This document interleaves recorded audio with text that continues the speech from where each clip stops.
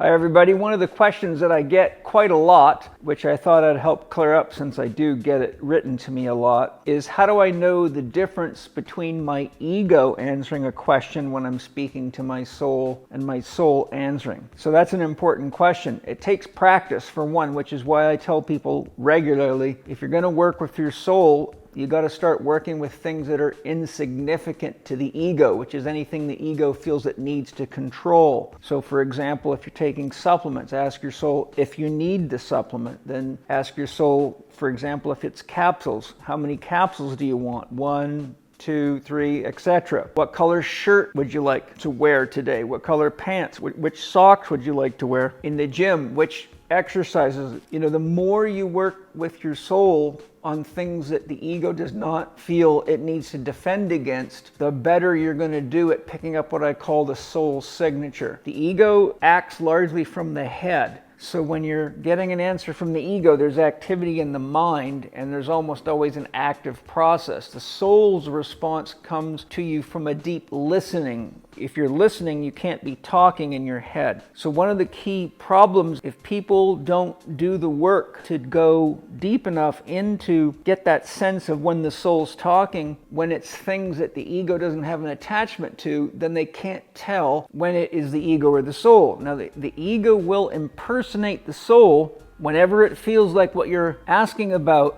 is potentially going to cause the ego to not get it wants or to lose its sense of control. So in order to get guidance from your soul, you have to have what is called spiritual courage, which means, let's just say you really want to smoke more pot or eat more cookies or whatever. To the degree that you have an attachment to it, then your ego can create the illusion that your soul is talking. But the difference is the ego is actively engaged, so it takes time and practice on the inside so you can feel when your ego is getting involved, which is energy around your head, versus something coming from deep inside of you. And there's also usually a sense of the location of where the soul's energy and communications come from. So the key thing is practice with simple things. Be very careful when you're asking questions of your soul that could cause you to lose something you have an attachment to. So to get answers from your soul, you have to practice healthy detachment. And also you need to be very, very aware that in order to